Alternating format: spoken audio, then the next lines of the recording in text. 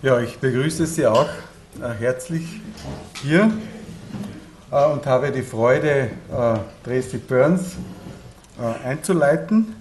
And I apologize to make the introduction in German. Ich denke, dass Tracey Burns 100% richtig ist, hier diese Einleitung zu machen, weil sie eigentlich in der OECD von Anfang an eben über diese Schnittstelle zwischen Wissen einerseits und Politik andererseits gearbeitet hat.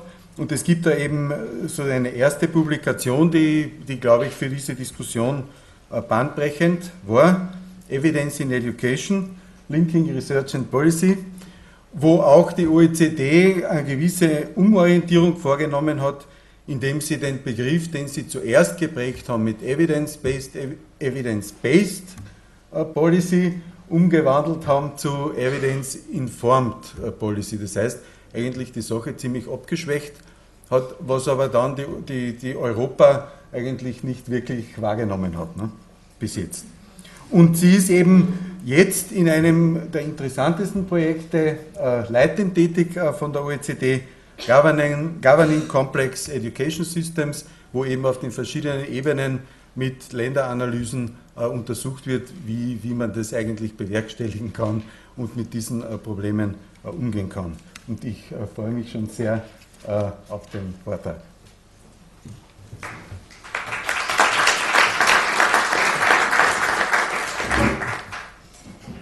Thank you, and now it's my turn to apologize for not speaking German.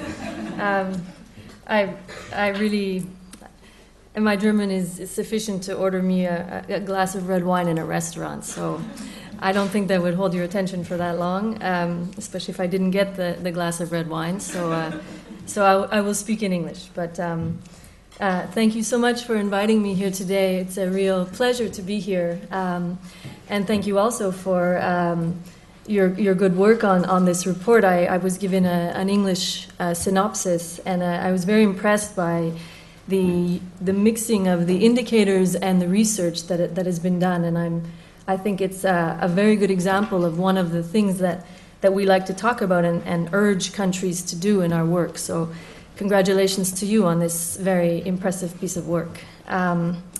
What I will talk about today, as Lauren said, is work that we do at the OECD looking at the use of research and educational evidence in policymaking, and in particular the link of using that to governing complex education systems.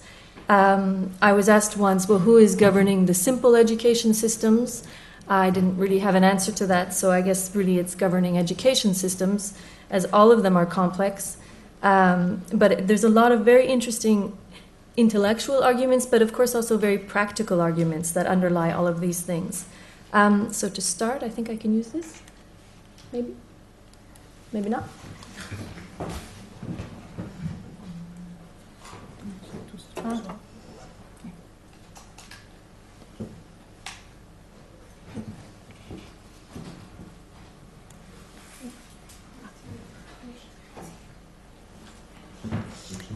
To start, I will look at some trends in education and trends in governance, actually.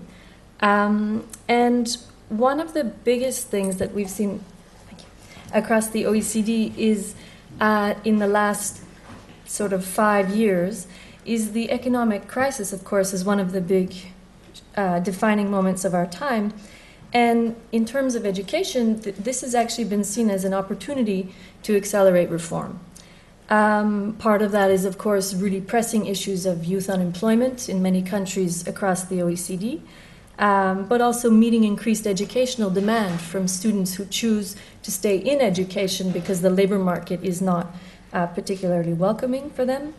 Of course, imagining a future where the crisis is past, it's also important to prepare for future growth.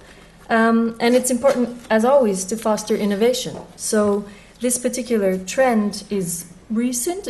Some of it is not new, but it's an OECD-wide push, which is guided mostly by ideas of efficiency. So in times of decreasing budget and increasing pressure, efficiency becomes one of the guiding principles of policy reform.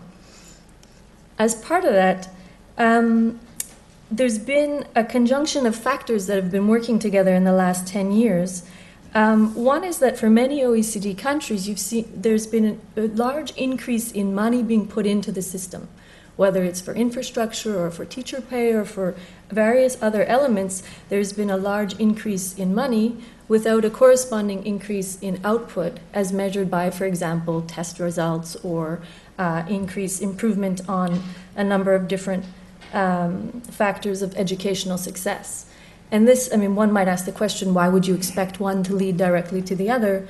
But in a very basic efficiency level politic way of thinking, you expect if you put more money into the system, you will get more out.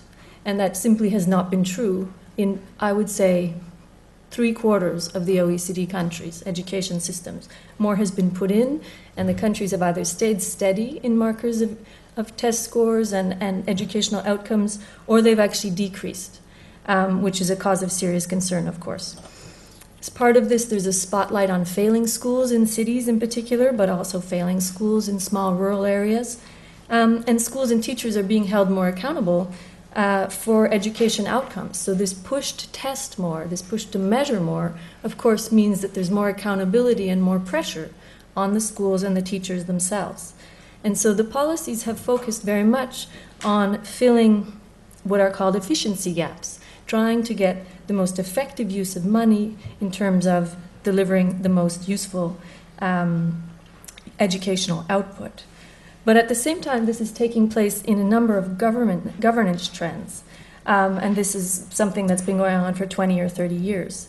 So in general, across the OECD, governance of education has become more complicated due to a number of factors. The first one is that most systems have become more decentralized. For federal systems such as Austria or my own country, Canada, there was already a fair amount of decentralization because the power lies with the provinces. But in many countries, there was a tight central control of the education system, which has now spread out, in many cases, to local areas, to schools themselves, or to municipalities. And this brings with it a number of interesting challenges in terms of ensuring quality and also equity across the system. And it also brings with it increasing numbers of actors. So, of course, there are more people involved. If you have local governments, you have more people on the government side involved, but also parents, communities. With the rise of measuring, measurement, you actually see it's easier for people from the outside to believe that they have a sense of what's happening on the inside. And so more and more people are demanding to take part in the system and to have a voice, which increases the complexity. In addition, there are multi-level governance issues. If you have a system of governance on several levels, you have issues of alignment, of coordination, and then issues of trust and responsibility. Who is responsible for what? And who actually takes the blame if something goes wrong? Input to output steering is, I've already mentioned, and it's very much about thinking about moving from this is how much we are putting into the system to what do we want to get out of the system in terms of what do we want our students to learn. Because at the end of the day, all of these discussions are about students and their learning and nothing else. The education system is only as effective as what is being learned in that system. And lastly, of course, increasing school autonomy is interwoven with all of this. And as schools are becoming more autonomous, and this has been in the last 20, 30 years, school leaders are asked to take a stronger role in terms of designing curriculum, but increasingly in terms of making budget decisions, in terms of making personnel decisions, in terms of hiring and firing in some countries. And so school leadership positions have changed very much from leading in terms of pedagogy to leading in terms of management, leading in terms of somebody who's actually managing effectively a small business or a small school, certainly. And there's real questions about, well, what does that mean for all of these other issues in terms of alignment and trust and responsibility? Also trends in governance, including increasing accountability of performance. And I've talked already about the measurable objectives and indicators as being something that has really come up in the last 15 years. It's been criticized by many as governing by numbers. I think there's a very reasonable criticism to be found in that statement. The last thing you want is to reduce the complexity of a system to something as simple as a number in a league table, whether somebody is doing well or poorly. But as part of it, there's also been a focus on evaluation and quality assurance, with the aim, of course, being to increase transparency, both at the institution and the system level. And so in terms of transparency, what the questions are is, well, what works? Why does it work? And how does it work? And so as part of this overall trend, you have an emergence in most OECD countries, and again, there's wide variety actually, but in most OECD countries, you have an emergence between public regulation, heavily regulated governance models, and market mechanisms with free school choice. And so all of these are taking part at the same time, and underlying all of it, and this will be most of the focus of my talk, is the crucial role of knowledge and evidence. So evidence-informed policy and practice, Laurence has already mentioned, and also, of course, information and feedback systems. So all of the evaluation, all of the indicators, all of the quality assurance material is information that can be fed back into the system, can and should be fed back into the system. So if we want to think about these terms in an analytical way, we have to think also about, well, what does it mean in a practical term? If we are asking policymakers to use evidence in their decision-making, what does it actually mean when you're making a policy? And this is an extremely idealized picture of what a policy cycle might look like.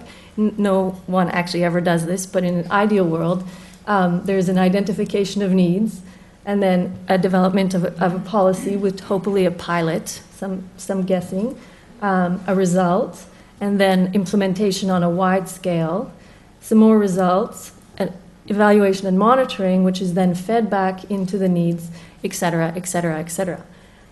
In real life, of course, you can start at any moment in this time, you can jump ahead to, you can skip. Often the evaluation and monitoring is the step that is skipped most often due to lack of time or lack of budget. And this does nothing to capture the actual complexity of what's going on. But I like to use it because of the center, which is the knowledge base. And in order to be more concrete, when we talk about knowledge base, we're actually talking about a lot of different elements of knowledge. So in education, we're talking, of course, about very explicit knowledge, but we're also talking about tacit knowledge. And we're talking about the knowledge of practitioners, people who've been working in the field for 20, 30, 40 years, who have extensive knowledge about what works and what does not work in their own classrooms. We're also talking, of course, about indicators. We're talking about education research, and I do distinguish them, and I was very pleased to see your report distinguish them as well. And anecdotal evidence. And one of the great fights, in a way, is to try and have a balance between the power of practical knowledge and the power of formal research knowledge in terms of guiding the system. Too often what we find in discussions when you talk to ministers how policies are being made, the power of anecdotal evidence, that last one, is sometimes higher than any of the other powers. And you've got this push and pull factor of, well, it seems very compelling, so I want to use this information, versus, well, there's no actual research or evidence to support it. So it becomes a difficult balance to try and keep. But in order for the knowledge base to be used in all of these steps, if we want to push the use of indicators and research knowledge, the policymakers need to have the right information at the right moment in time in any one of these stages. And this is the hardest question for a number of reasons, which we are usually quite aware of, including the fact that research takes a very long time, and policymakers usually need an answer by tomorrow or maybe next week if you're lucky. And that if you are devising a policy, you usually have the space of one electoral cycle to make it work. And so beautiful evaluations, which might take 5 or 10 years to show whether something are working or not, are just not politically very feasible or very realistic. So the goal and the tension between what research needs in order to be concrete and strong and what policy needs in order to thrive and move forward are actually in some ways very opposed to each other. And so what we try and do are think about ways in which we can bring them closer together and maximize the use of the knowledge base in this cycle, while being realistic that it's not always possible, of course. This has been work that we've been working on in my center at the OECD for a considerable amount of time, well before my time. I'm part of the Center for Educational Research and Innovation, and there was a book published in 1995 on educational research and development. There was also in 2002 to 2006 a series of national reviews on educational research and development. And these were a series of countries, 5 countries, that actually asked the OECD team to come in and review the capacity, quality, and structure of the national educational research endeavor. That was New Zealand, England, Mexico, Denmark, and Switzerland. And as Ryan's already said, we also had a project in 2007 which produced a book called Evidence in Education, Linking Research and Policy. And all of this work together, this is sort of the good news and the bad news, is all of this work together came up with the same 3 general points, which is that over all the systems that we looked at, there were low levels in investment in educational research and development. So returning to the themes of governance, where more effort is being put on keeping people accountable and making sure the system is going in the right direction, is more money being put in to support the knowledge and research infrastructure that is needed to keep that in line. Second general point, that in all the systems that we looked at, there were weak research policy links. I think in some ways this has improved to some extent, but it's still a real challenge for most countries. And the last one is that there was low system capacity, both in terms of the available methodologies. I think this one actually has changed. In terms of the methodologies that are used by the Educational Research Committee, by the community, sorry, and in terms of the knowledge networks that were present in the country and the kinds of brokering or translating research to policy that was available. And crucially, there was a real breakdown, and this is still true, in terms of being able to scale up good ideas. If you have areas of great practice, teachers in a classroom who are great at what they do, scaling that up to be more generalizable and sustaining it over time was then and is still one of the hardest questions that we try and address.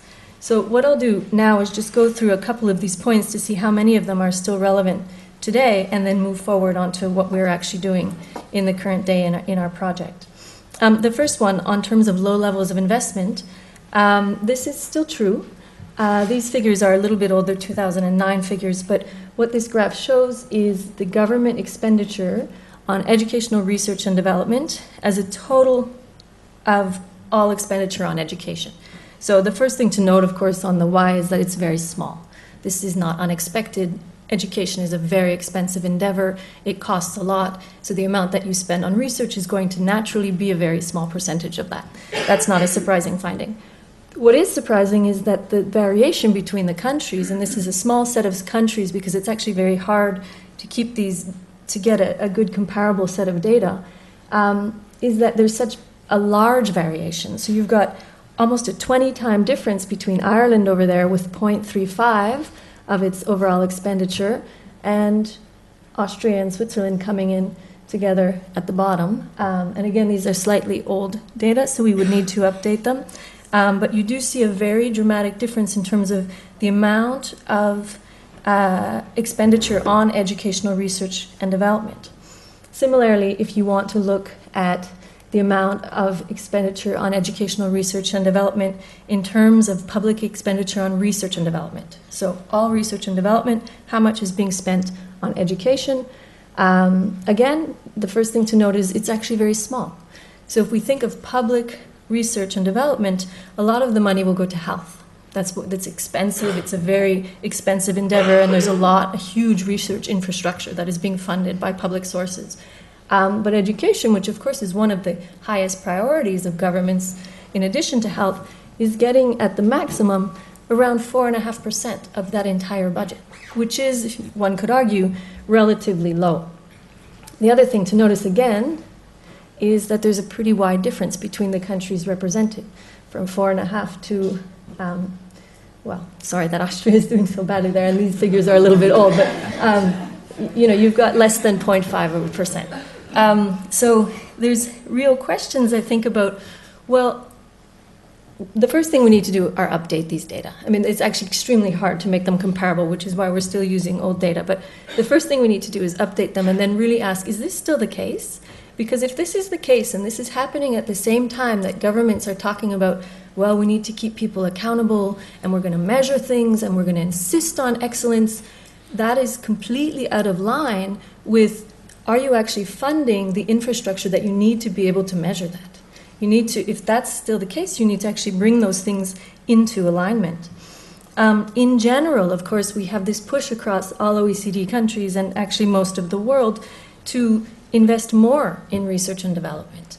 As part of the knowledge-intensive world, as part of new economies, etc., you've got this push to more investment and more financing for research and development. This is a longitudinal trend, so looking across time, and this is all research and development, not education, so we have updated data on this. And it shows in a 13-year span, 1996 to 2009, the trend in investment across time. And what you can see is, with a few exceptions, most countries have spent progressively more on research and development across that time. And the idea here is, of course, as our countries become more knowledge intensive and as research becomes a more fundamental part of how we're thinking about how we run our economies, this trend should continue. In some of the countries, like Iceland, for example, which is right beside Austria, you see a decrease. I actually think these are 2009 data. So I actually think some of what we're seeing for some of the decreases is a little bit due to the crisis. And so if we look at the next measurement phase, we'll probably see this continue to go up. But overall, for most countries, Austria included, there's been a sizable increase in that amount of time, which is consistent with the rhetoric of a knowledge-intensive economy. Similarly, researchers. How many researchers are in the system? Well, there's more, including in Austria.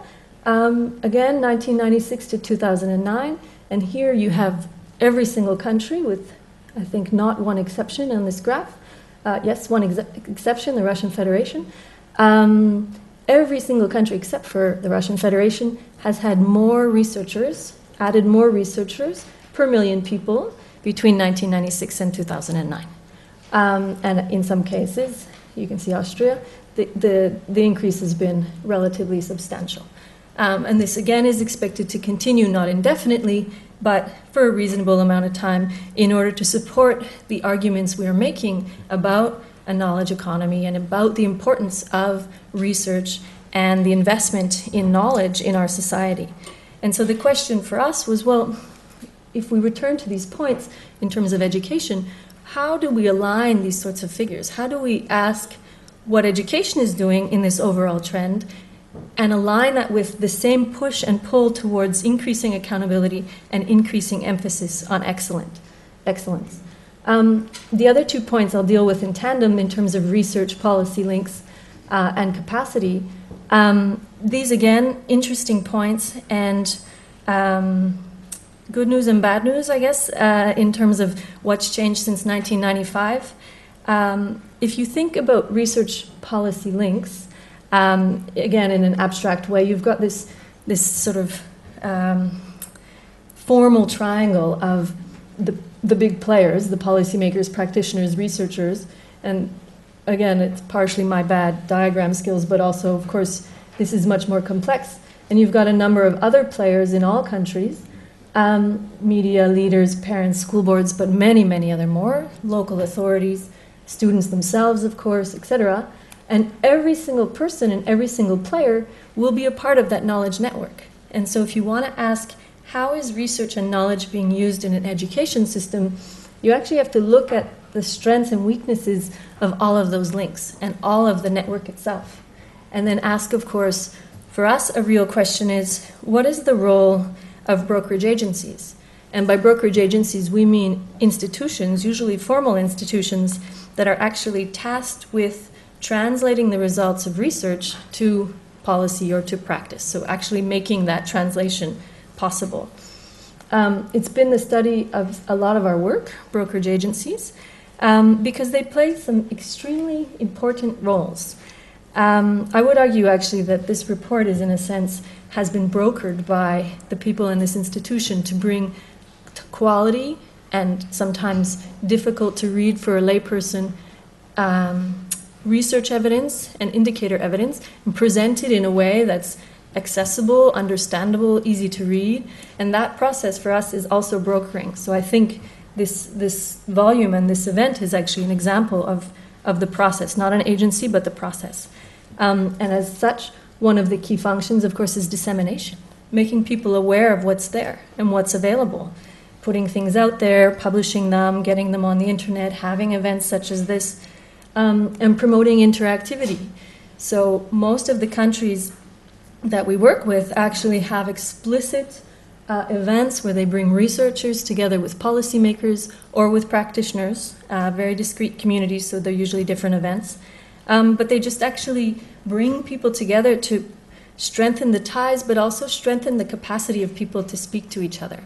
So I mean, I'm a researcher, so I get to make fun of researchers, but it's really amazing to sort of get a researcher in a room and have them talk their beautiful speech, which they give to their students, to a policymaker who's looking at them going, I understood 3 of those words, right? And because we're so used to using this precise terminology that we need, which is the way it needs to be said, because everything else is not as accurate.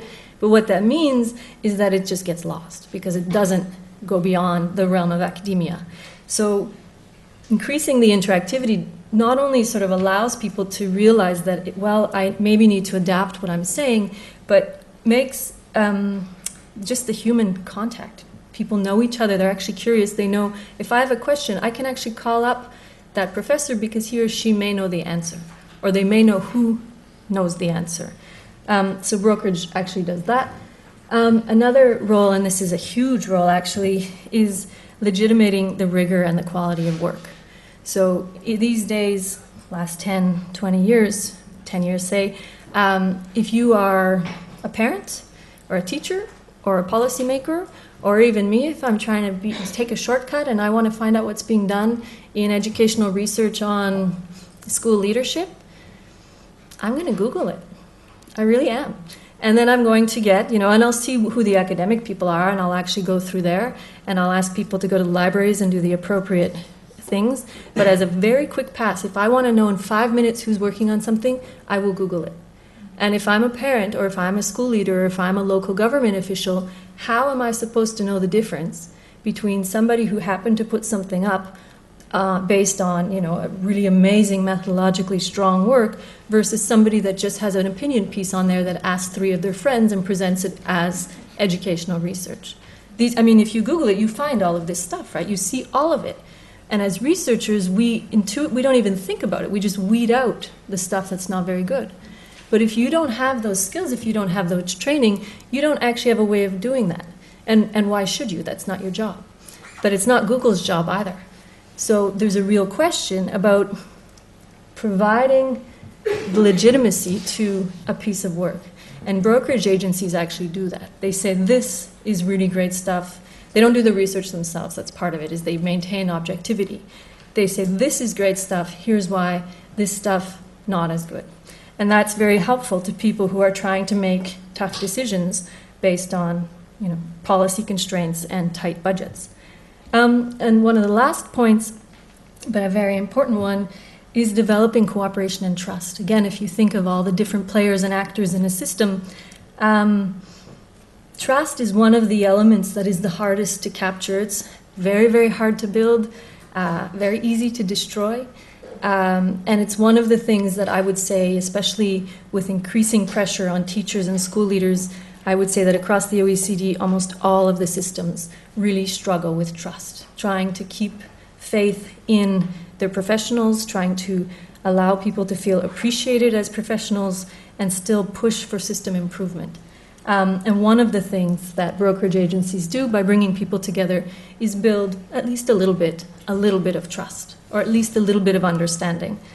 And so for us in our work, we like to ask which countries actually have brokerage agencies and what are their achievements. Depending on the country, this can mean very different things.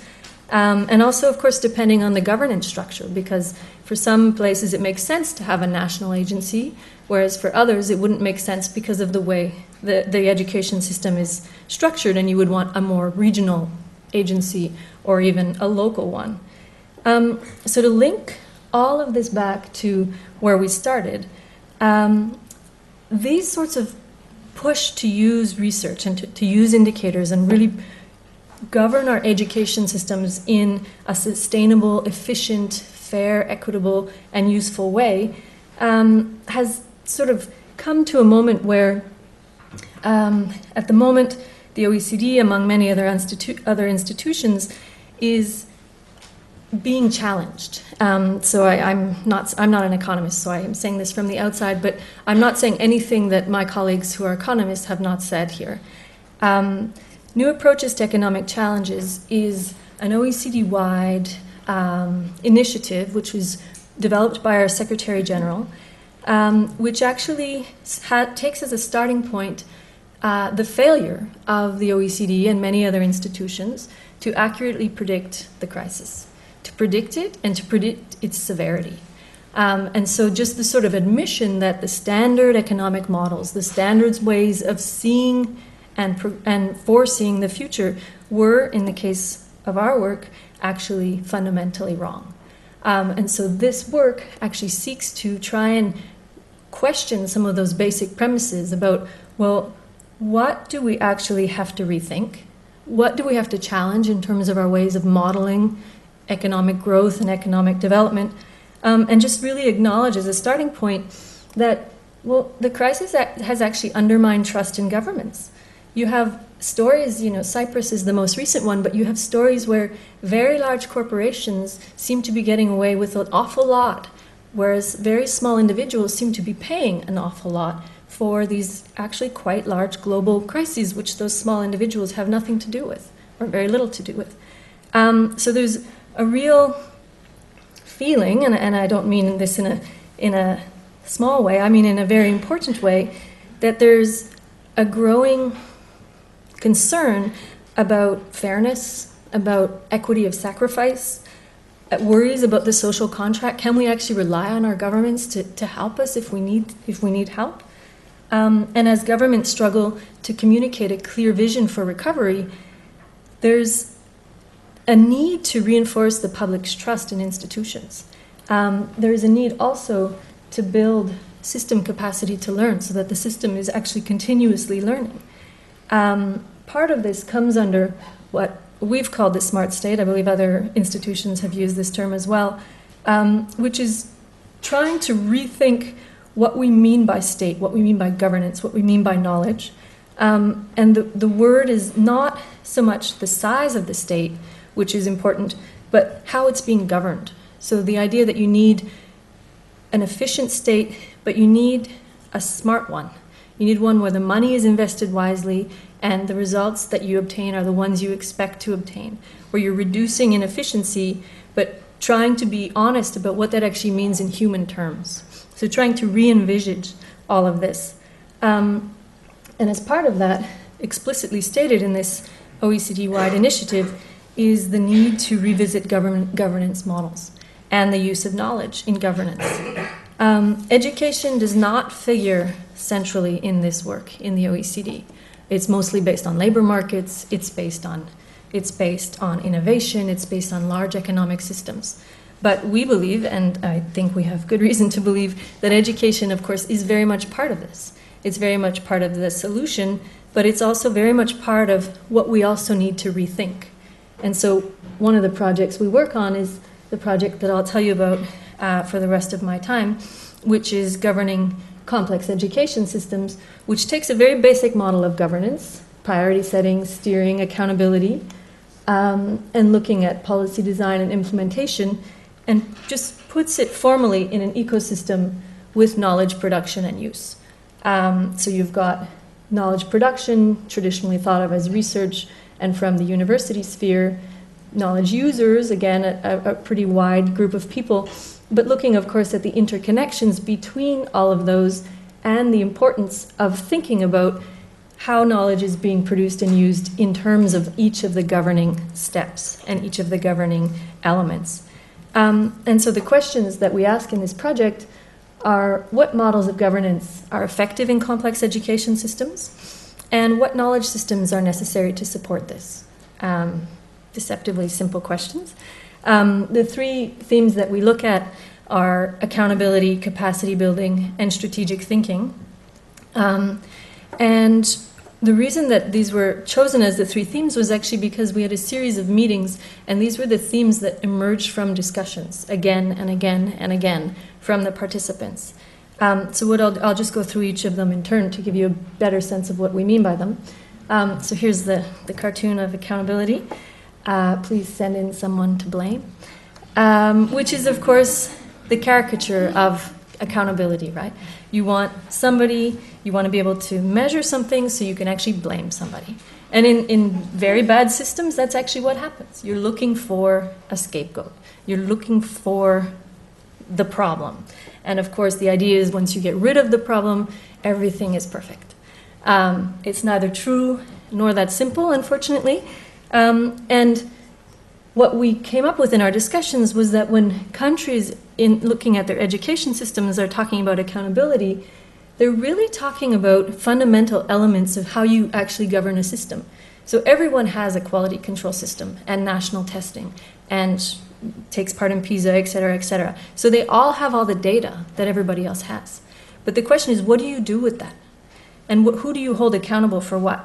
And so the first challenge is, well, who is accountable and to what purpose? And there's a real distinction between being accountable to improve the system, so you have to identify weaknesses to improve it, versus blaming somebody for punitive purposes. And those are actually quite distinct processes. And you see, even though people normally say it's for improvement, you often see the error of taking things in a very punitive approach, which doesn't work very well or very systematically. The second challenge, of course, is a transparency of roles. If you have a highly decentralized system, for example, Norway, where you have actual municipalities, the small, well, Oslo is a municipality, but there are 422 municipalities in Oslo, and they are responsible for their schools. Not the central government, not a regional government, the municipalities. So if you are asking about budgeting, staffing, curriculum, pedagogy, etc., they exist within standards, but it's the school that's making the decision, or the municipality. And so in that case, there's a real question about, well, who's responsible for what? Whose role is, if you've got a national government that has all these departments, how do they actually work with their various state, regional, and municipal counterparts so that you have transparency and efficiency in the system? And lastly, legitimacy, who's actually responsible? And who actually is required to, who do you need to get on board to get the change you want in the system? In the case of Norway, it's clear you need the municipalities. You can't do anything without them. But of course, they may or may not want to get on board. Another element, and this is very, very much related to the use of evidence, and in this case, indicators, the countries that we talked to really struggled with rankings of indicators. Such a simple thing. The idea, of course, is that if you actually measure what's happening in a system, it makes it more transparent. It makes it easier to see where you succeed and where you fail, which is true. But there were questions about, well, how are they being used? Again, are they being used to improve, or are they being used to punish? Who is using them? So in countries that actually publish the indicators, and in this case, the role of the media is very important, if they have public publishing of the indicator of school performance, for example, or in the States, in one state, they actually have publishing of information of teacher performance, that information is being used by the parents, by the schools, by the teachers, and so it becomes a question of, well, who is actually responsible for this information and for making sure that people understand what it means? Because putting a number on a piece of paper is a very innocent act, but how it's interpreted is not necessarily innocent at all. And there's real questions about fairness and accountability that comes with these, that countries genuinely struggle with and don't have any answers to. And of course, there are some trade-offs that come with all of this, which is, if you take the discussion of accountability, the reason most countries have gone towards more and more accountability is for quality assurance, transparency, openness, etc. You have some actual trade-offs in there, which is, one is about responsibility. So who is actually responsible? Let me give you an example. In Israel, there's a very simple example actually. In Israel, in primary school, they were having trouble because the parents were not coming to pick up their children after the school was over. And of course, it's parents' children. I mean, it's their responsibility to come and pick up their children. But the parents were not coming on time, and 5 minutes became 10 minutes, etc. And so they thought, well, that's, we're not actually responsible for these poor children when the day is over, but we're not going to leave them on the streets, so we're actually forced to stay until the parents come, so we need a way to make parents be responsible. And so what they did, very simple, they just said, well, we're going to charge you $1 for every minute that you're late. Right? And it's a very simple idea, right? Great idea. Except it totally backfired. Because once parents had to pay, they're like, well, if I'm paying for it, I'm going to be 20 minutes late. I've got $20. I'm going to be 30 minutes late. And so they actually stopped doing it because they actually found that completely unexpectedly, what it meant was that by charging for it, the school then became responsible until the parents showed up. And that was not at all what they meant to do, and they just stopped doing it. But it's a very interesting example of how if you commodify responsibility, if you actually measure and try and put a label on something, it can go in a very different way than you expect. And if you're trying to get people to assume responsibility, you have to think very carefully about what you actually mean when you do these simple, seemingly simple interventions. Trust, of course, is another one. Rise of measurement, rise of evaluation systems, rise of performance indicators. For a lot of teachers, this is very hurtful. It's damaging to their professional pride. They know what they're doing. Why do they have to be assessed by somebody outside? And so the more that governments push for control, the less some stakeholders feel that they're trusted. Not in all countries. Some countries do it very well, actually, and they bring people with them. But the worst case is if by imposing accountability measures from the outside, people see it as an attack on their professionalism. And they lower the level of trust and they lower the level of fairness perceived in the system. And these are just choices countries need to make. Where are they going to choose to be on these dimensions? And the last one is innovation. If you want to talk about measuring and being accountable, Australia is a great example for this. So Australia has an excellent, amazing system of indicators. All schools freely published on the My Schools website. You can look up how the school is done, compare it to the school a few blocks away, compare the background of the students. You can do a lot with it if you know how to do it. It's very user-friendly. It's really nicely thought out. But what it means is that everything is there, measured, and able to see.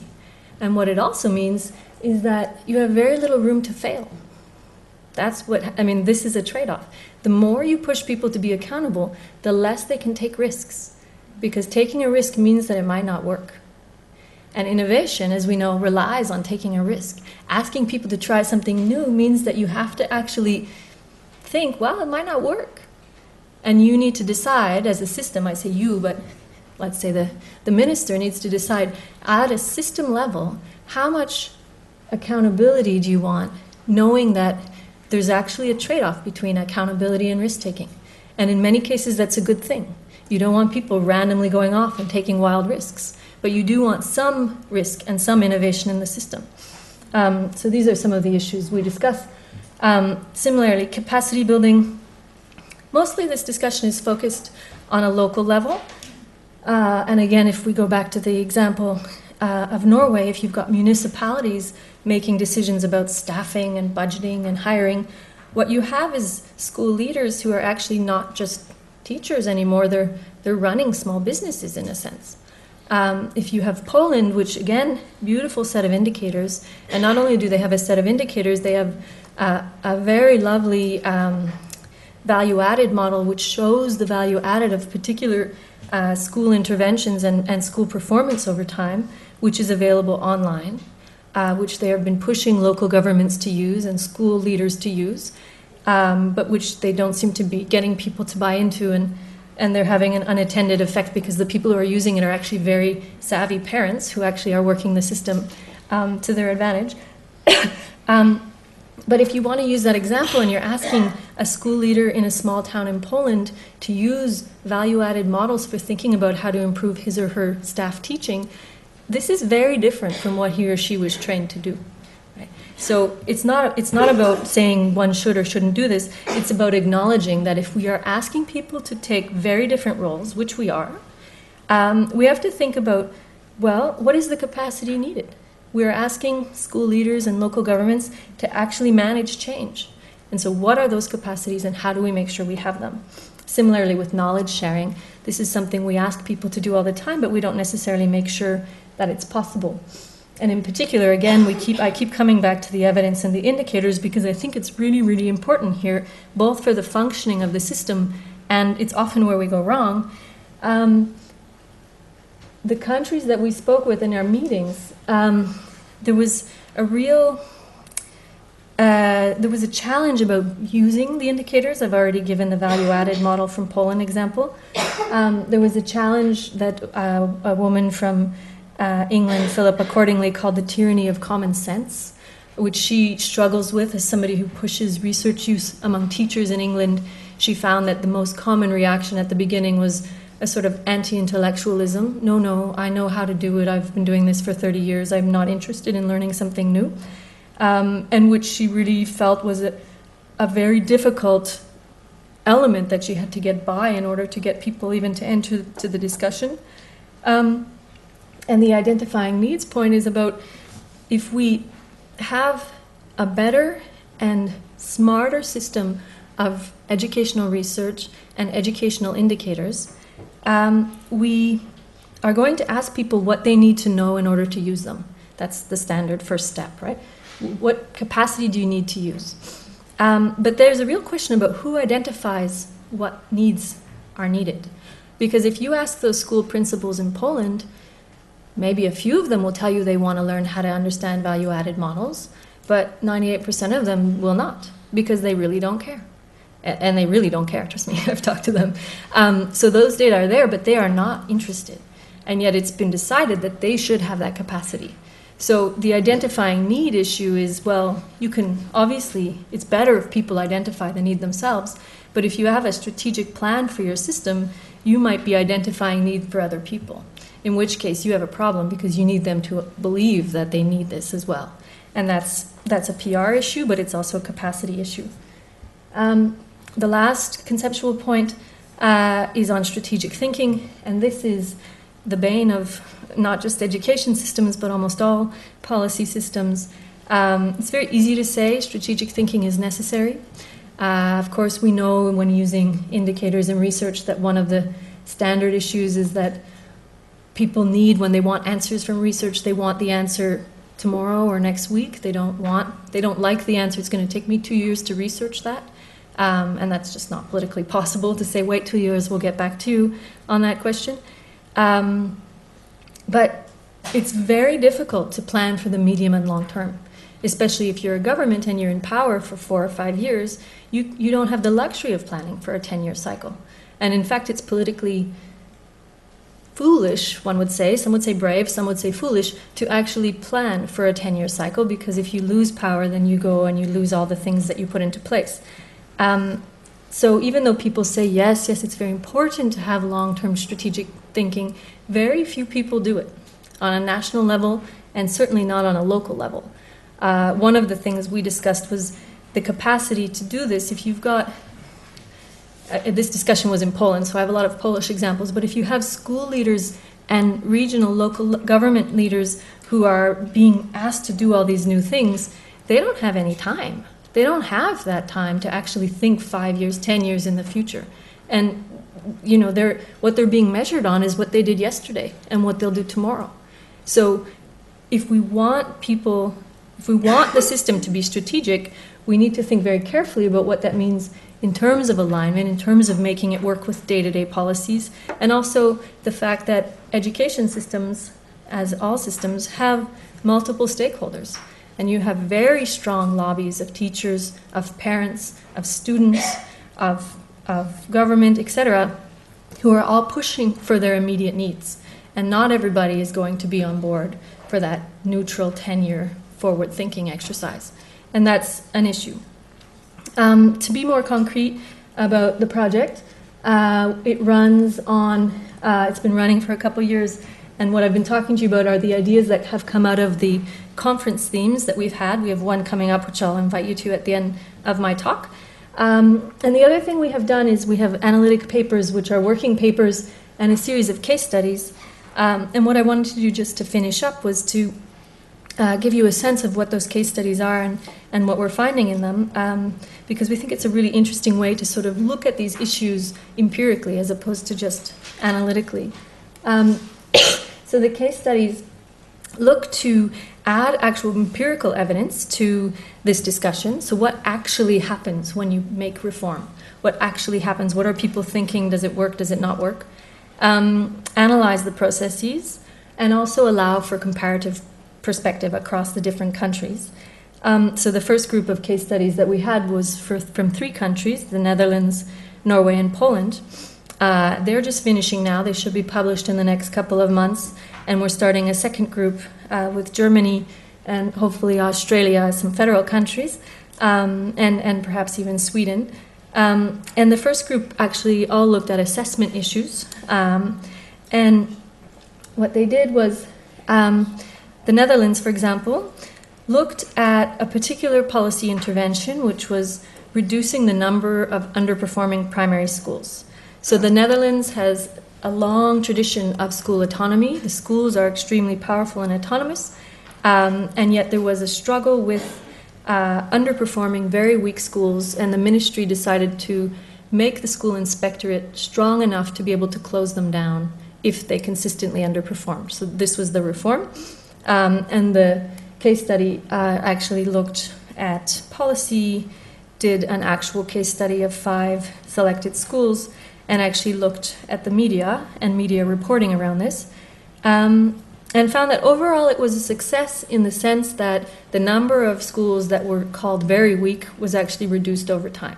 So it was a positive thing. Less schools were considered extremely weak, but that there were some issues which seemed to merit more attention, which was that the impact of the reform was difficult to predict. So of the 5 schools that they looked at, 2 went to being fine. 1 moved from very weak to weak, which was progress, but 2 did not improve at all, and in fact they ended up being closed.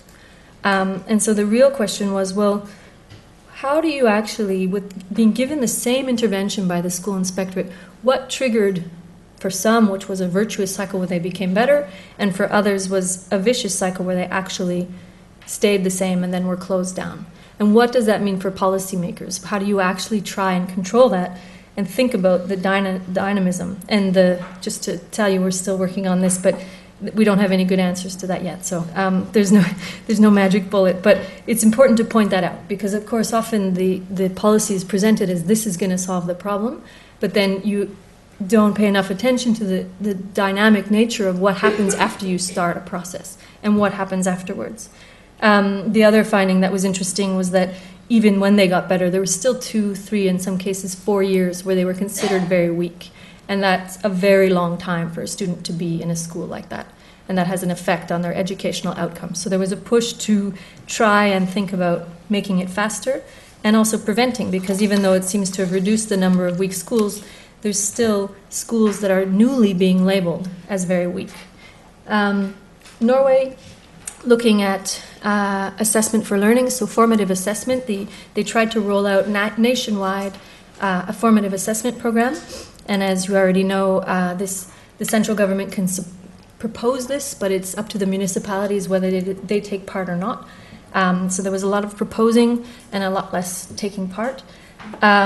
This is a very interesting case study with a lot of interviews with ministers, with teachers, head teachers, asking, okay, what were you trying to do? What did you do if you were the school leader?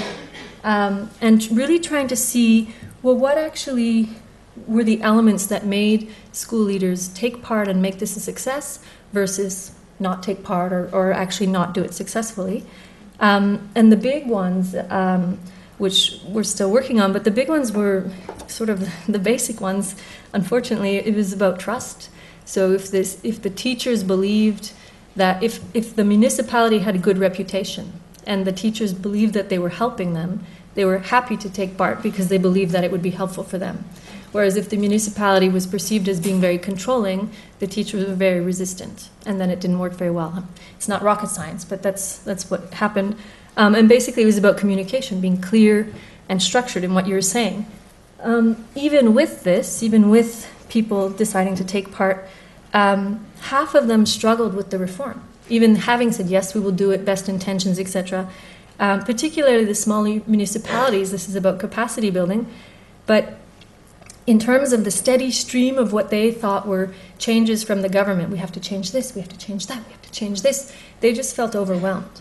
And they reported really not knowing how to prioritize what it was they should change versus what it was that is now important but is going to go away in a year so we don't have to pay attention to it, versus, well, what's actually going to make a difference for our students? And I like this case study because we know from research, this is, assessment for learning is one of the, I would argue, one of the most empirically supported interventions. If you use formative assessment well, it really has an effect on student learning. And so we know that research, but it's still very hard to harness it, and it's still very hard to roll it out on a system level. And so one of the interesting things they did was create networks where they had teachers talking about their experiences and bringing teachers together into communities where they actually built their practice together. And that was not only very helpful, but a really interesting and innovative element that made a big difference in the success in Norway. Last case study is in Poland, and again, I found this very interesting. So Poland is sort of going through a transition politically. As you know, the transition from communism is not recent, but it's recent enough in the memory of people in the state system as teachers and as headmasters. And so they were trying to introduce a system of evaluation, school evaluation, teacher evaluation.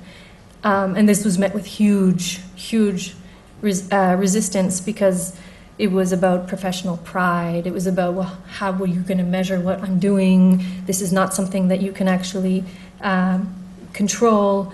And this case study actually asked people, chief inspectors, teachers, directors, and asked very clearly, well, what is actually, if you are on board, why are you on board? And if you're not on board, what is your fear? Why don't you want this? And it showed very clearly the power struggles between the sort of center trying to push a more accountable evaluative system and a regional local resistance to it, and the tools that the different elements were using. In general, it worked, I would say, and the report seems to show that in the end, after quite a period of resistance, they thought that it was useful. They understood the reason. They believed that it was going to help them. But this was after a period where, for a year or 2 years or even more, they really felt that they were going to be attacked by it. They did not trust that these data would be used to help them. It did result in substantive institutional changes. It has changed the culture in some ways, although there's still a fair amount of resistance. And the school inspectors themselves are generally trusted to be objective, but there are certain provinces where they're actually not trusted, and we're going to tease that apart a little bit more. But again, this comes back to capacity, trust, and what is accountability for improving or for punishment. And so these examples are just concrete examples of how we're trying to look at some of these issues on an empirical level and asking people, what does this mean for you in your day-to-day work? And what does this mean for governing complex education systems? So I will just end with an invitation to a conference. The conference series that runs from our project looks at effective governments at the center level, at the local level, and in multi-level systems. The center level we had about a year ago, and it looked at what can the center, meaning the central ministry, really do to set priorities and design policies that are legitimate and coherent, when of course they may or may not have that much power. And the local level discussion was really about, well, does the local level have the capacity and knowledge needed in order to carry out all the new tasks that they're being asked to do in decentralized systems? And the last one is the multi-level system one, which is upcoming. It's effective multi-level governance in education, and we're holding it with UNESCO in Paris in June. If you would like to come to Paris in June, you are welcome. The 3 questions that we're asking are, what can central governments still do in highly decentralized systems? So which policy instruments still work in what is essentially the new reality, which is that policy making is fluid, it's decentralized, and it's fragmented. Secondly, do local governments have the capacity to govern? Are they held accountable by stakeholders? How does that work? Is it working well and as it should be for the outcome of the school system? And lastly, what issues arise from multi-level governance where power is spread over different levels? So what I've been talking about today, coordination, conflict, and trust. So that will be our discussion for June. And as I said, you're welcome to come if you'd like. And I will end there. Thank you.